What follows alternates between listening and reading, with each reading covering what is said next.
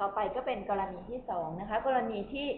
รากของตัวหารของ transfer function ของเราเนี่ยเป็นจำนวนเชิงซ้อนพร้อม conjugate ของมันนะคะแต่ก็เขียนได้อย่างนี้เนาะสมมุติว่า ys มีค่าเท่ากับก็คือลักษณะก็คือคุณก็แยกตัวประกอบไปนะคะแยกตัวประกอบเสร็จก็แยกออกมาเป็นเทอมนะแต่ก็จะได้เป็น a1 บวกกับ s ลบ r บวกลบ i โอเมก้าบวกกับ a2 หารด้วย s ลบ r บวก i โอเมก้าแล้วสมมุติว่ามันมีรากอื่นด้วยแต่รากอื่นเป็นจำนวนจริงไม่ซ้ำรากที่เป็นจำนวนจริงไม่ซ้ำให้ไปเลือกใช้กรณีที่1รากที่เป็นจำนวนคอนจูเกตที่เป็นจำนวนเชิงซ้อนพร้อมคอนจูเกตของมันก็ให้มาใช้กรณีที่2นะคะฉะนั้นตอนนี้เนี่ยเรามีราก r1 คือ r บวก i โอเมก้ากับ r2 ก็คือ r ลบ i โอเมก้าเห็นไหมรากคู่นี้จะมาด้วยกันเสมอนะคะคอนจูเกตและค่าเชิงซ้อนกับคอนจูเกตของมันจะมาคู่กันเสมอนะบอกว่าการที่จะหาค่า yt จากตัวนี้ก็คือการทำ inverse Laplace ของ ys นะคะก็จะได้ลักษณะนี้ขึ้นมาคราวนี้อาจารย์จะพิจารณาแค่2เทอมนี้เพราะว่าเรากำลังสนใจเรื่องรากที่เป็นจำนวนเชิงซ้อนพร้อม conjugate ของมันนะจะบอกว่าถ้าเป็นตัวนี้วิธีการหา a1 a2 หายังไงหาเหมือนรากจำนวนจริงไม่ซ้ำใช้สูตรเดียวกันแต่อาจารย์จะบอกว่าพอคุณหาค่ามาค่าจะได้เป็นจำนวนเชิงซ้อน a1 กับ a2 เนี่ยจะได้เป็นจำนวนเชิงซ้อนทั้งคู่และจะเป็น conjugate ซึ่งกันและกันด้วยนะคะถ้าเกิดคุณหามาแล้วไม่ใช่ conjugate ซึ่งกันและกันก็ผิดแสดงว่าคุณต้องไปผิดเครื่องหมายนะที่ใดที่หนึ่งนะคะ a1 a2 เนี่ยหาโดยใช้สูตรเดียวกันกับรากจำนวนจริงไม่ซ้ำนะคะเมื่อคุณหาค่ามาคุณจะได้เป็นจำนวนเชิงซ้อนโดยที่2จำนวนนี้เนี่ยจะเป็น conjugate ซึ่งกันและกันนะคะซึ่งอาจารย์บอกว่าไอ้ตัว inverse Laplace ของก้อนแรกมันก็จะมีค่าเท่ากับ a1 เป็นค่าคงที่ดึงออกนอกเครื่องหมาย inverse Laplace ได้นะคะคูณกับเศษ1ส่วน s ลบ r ลบ i โอเมก้าตัวนี้เนี่ยมันคือได้เป็น exponential ถูกไหมคะโดยที่ a ของเรามีค่าเท่ากับ r บวก i โอเมก้าฉะนั้นคุณก็ได้เป็น exponential ของ r บวก i โอเมก้าทั้งหมดคูณ tซึ่งตัวนี้เนี่ยเอา t คูณกระจายนะคะมันคือ exponential 2เทอมคูณกันอยู่ถูกไหมคะ exponential คูณกันให้เอายกกำลังบวกลบกันนะคะอาจารย์ก็เลยแยกเทอมนี้ออกมาได้แบบนี้เทอม exponential rคือส่วนจริงของรากจำนวนเชิงซ้อนของเราอาจารย์เก็บไว้ก้อน exponential omega ti ตัวนี้เนี่ยอาจารย์จะใช้ Euler ในการกระจายฉะนั้น exponential ก้อนนี้จะมีค่าเท่ากับ cos theta บวก i sin theta นะคะจะบอกว่า exponential theta i มีค่าเท่ากับ cos theta บวก i sin theta ฉะนั้นตอนนี้ theta ของเราคือ omega t ถูกไหมฉะนั้นก็ได้เป็น cos omega t บวก i sin omega t ในทำนองเดียวกันอีกตัวหนึ่งคือ a2 หารด้วย s ลบ r บวก i โอเมก้าตัวนี้ a ของเราจะมีค่าเท่ากับ r ลบ i โอเมก้า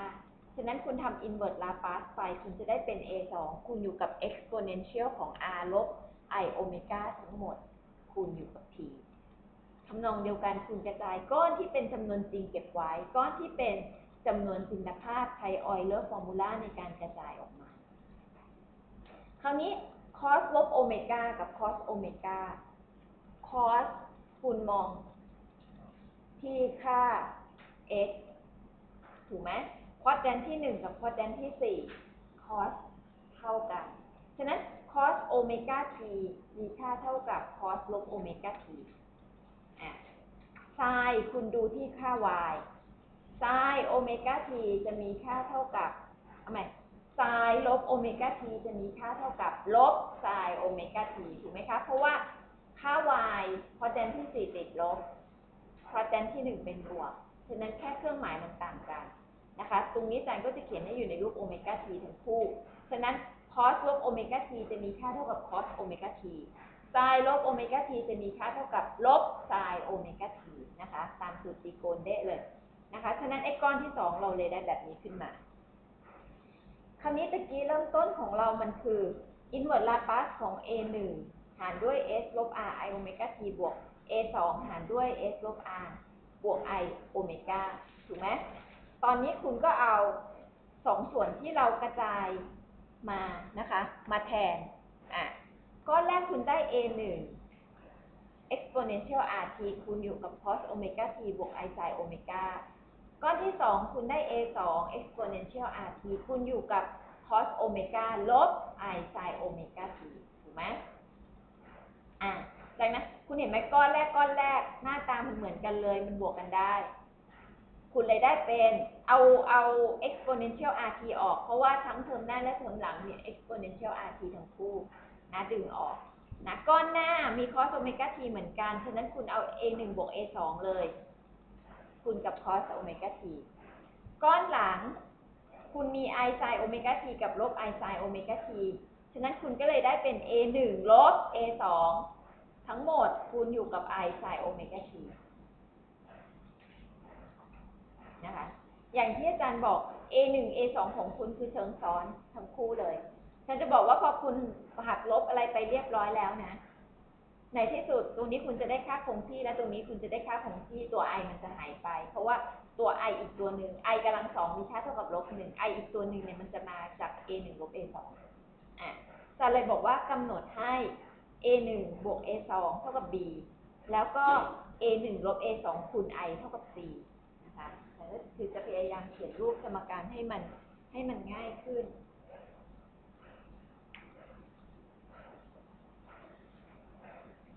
ก็เลยได้เป็นแบบนี้ขึ้นมา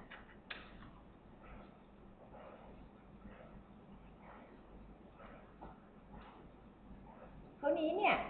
การที่เราเขียนมันออกมาหน้าตาแบบนี้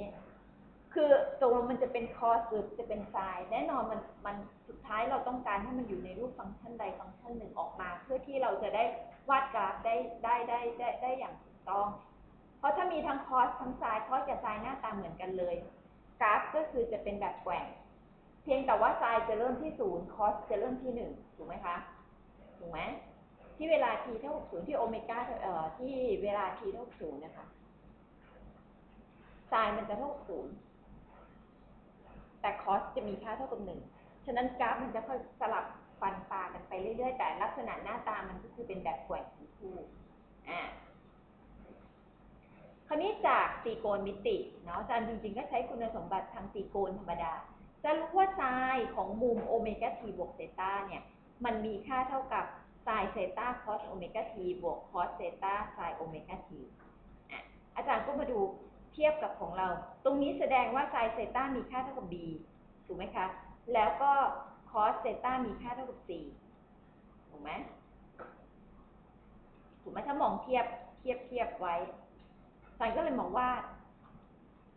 สามเหลี่ยมพีทาโกรัสเองมุมฉากนะคะไซน์มันเกิดจากตรงมุมส่วนตรงฉากแสดงว่าด้านตรงมุมต้องเป็น b คอสเกิดจากประชิดมุมส่วนตรงฉากแสดงว่าอาจารย์ต้องมี c อยู่ที่ส่วนประชิดมุม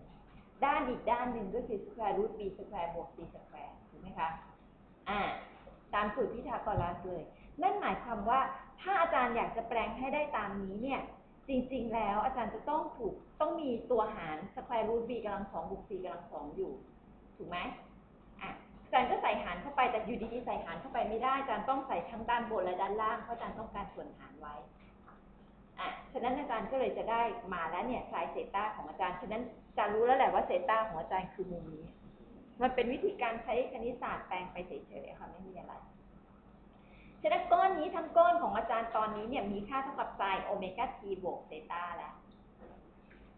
นะคะมีค่าเท่ากับไซน์โอเมก้า t บวกเซต้านะคะฉะนั้นทั้งหมดทั้งหลายทั้งปวงอาจารย์ก็เลยแปลงออกมาได้เป็น square root b กำลัง2บวก c กำลัง2นั่นหมายความว่าคุณต้องรู้ค่า b ค่า c นะคูณกับ exponential rt sin โอเมก้า t บวกเซต้า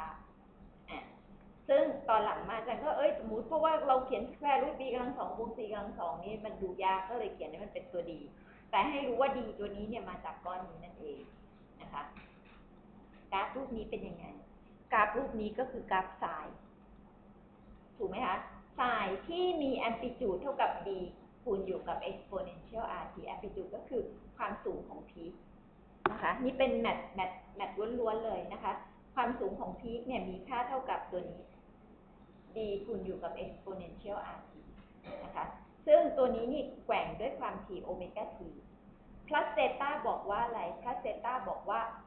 มุมไม่ได้เกิดที่ศูนย์หรอกมันจะเกิดไปที่บวกเซต้านะคะแต่รูปลักษณะก็คือจะเป็นแกว่งซึ่งแตกต่างจากกรณีที่ถ้าเกิดคุณสามารถแยกตัวประกอบของตัวหารของ transfer function ได้ตัวนั้นกราฟคุณจะเป็นแบบ exponential แต่ถ้าแยกตัวประกอบแล้วออกมาอยู่ในรูปของอะไรนะ